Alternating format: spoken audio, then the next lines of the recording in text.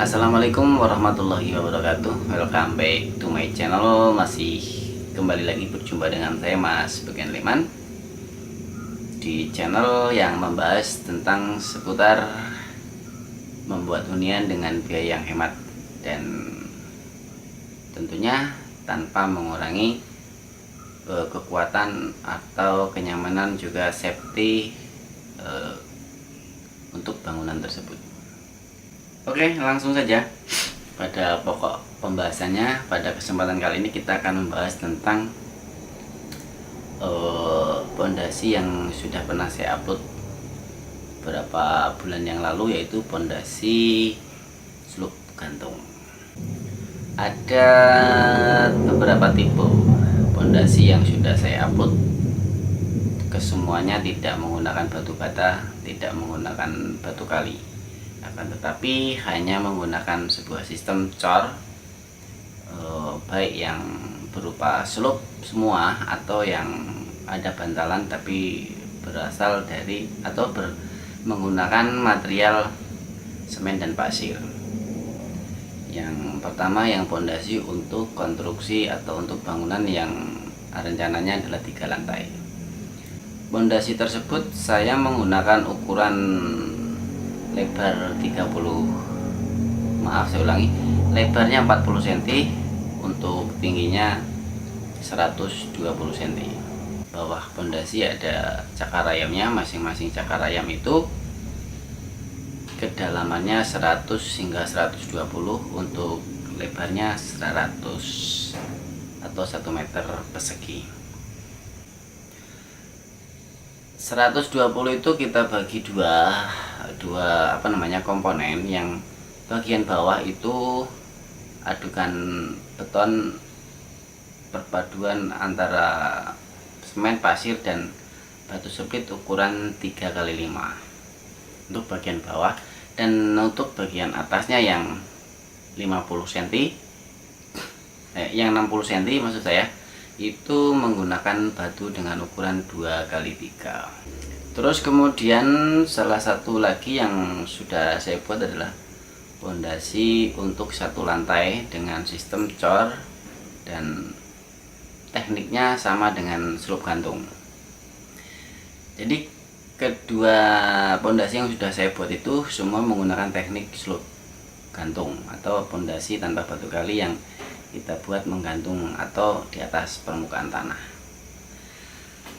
Terus kemudian ada lagi yang saya buat, yaitu ukurannya 25 cm x 40 cm.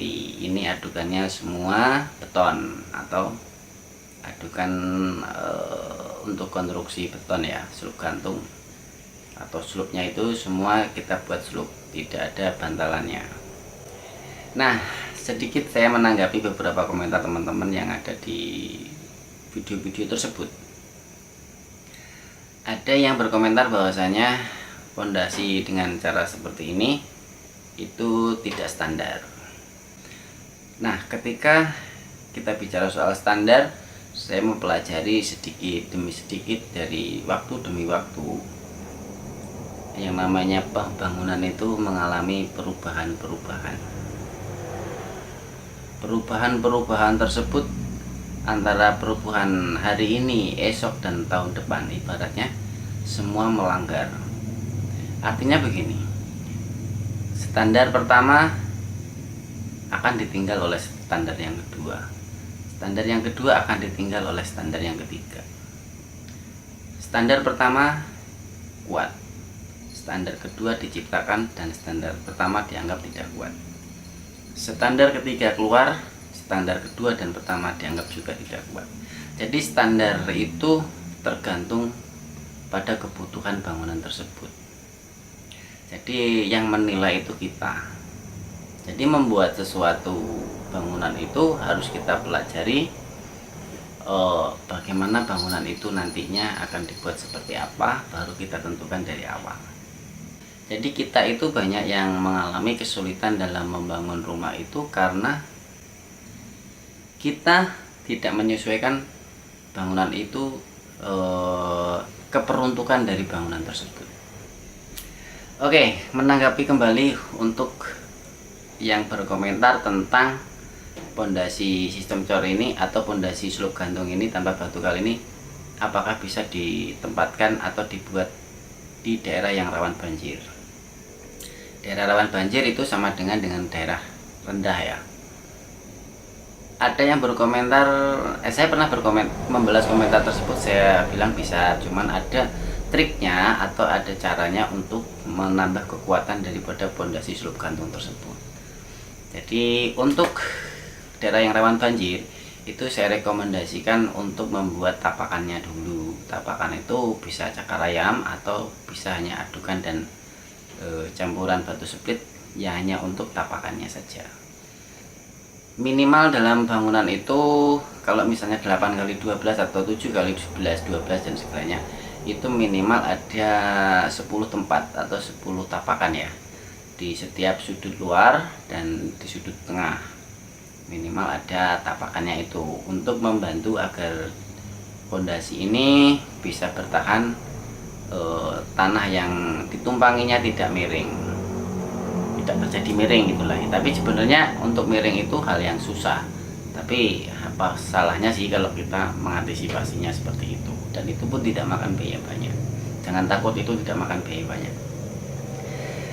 Terus ada yang berkomentar di bawah, ada yang berkomentar kalau ditaruh di tempat yang rawan banjir, rumah dengan sistem cor pondasi yang seperti saya lakukan pada yang slope gantung yang ukuran 25x40 itu bisa terseret banjir.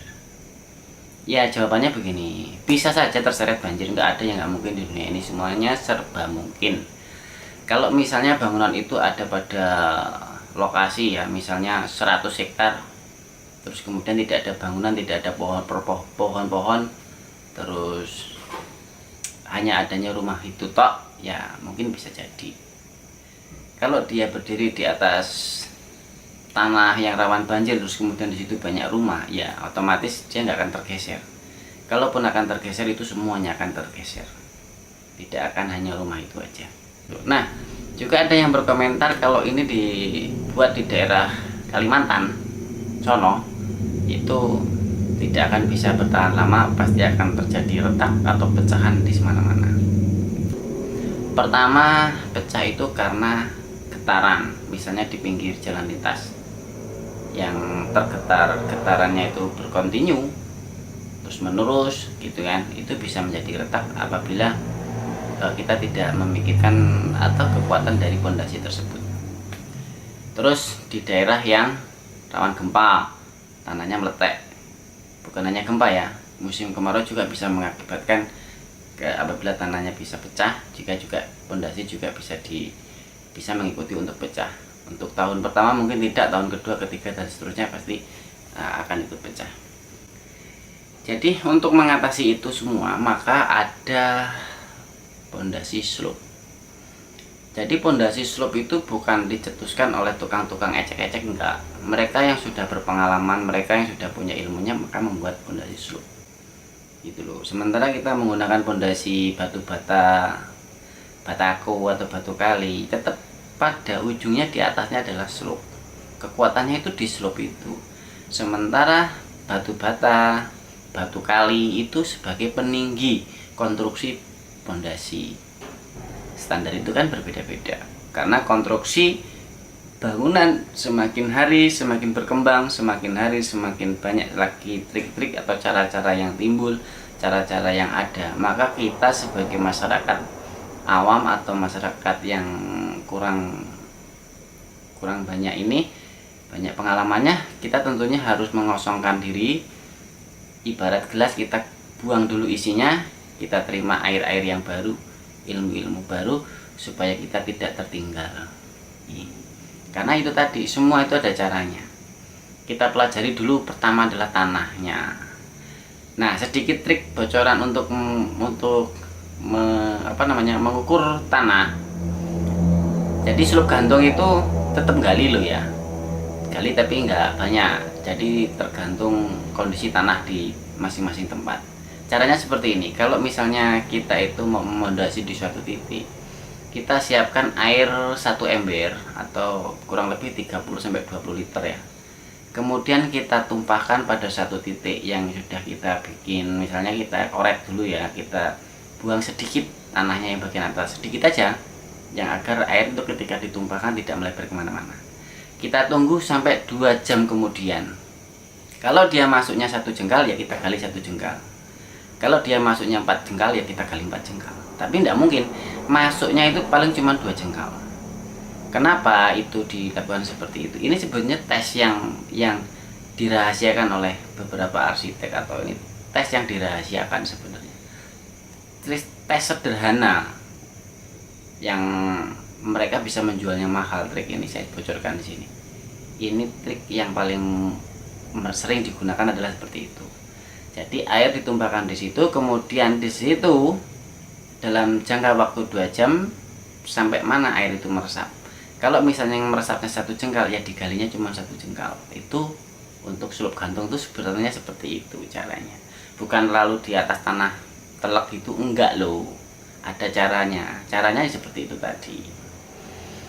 Oke, demikian kurang lebihnya sedikit penjelasan tentang atau menanggapi beberapa pendapat tentang perbedaan atau kontroversi tentang sulup gantung. Terima kasih. Salam jumpa kembali nanti. Sekian dulu penjelasannya, yang kurang paham nanti kita sambung lagi di lain kesempatan. Salam sukses, salam satu profesi dari saya Mas Bagian Lekman. Wassalamualaikum warahmatullahi wabarakatuh.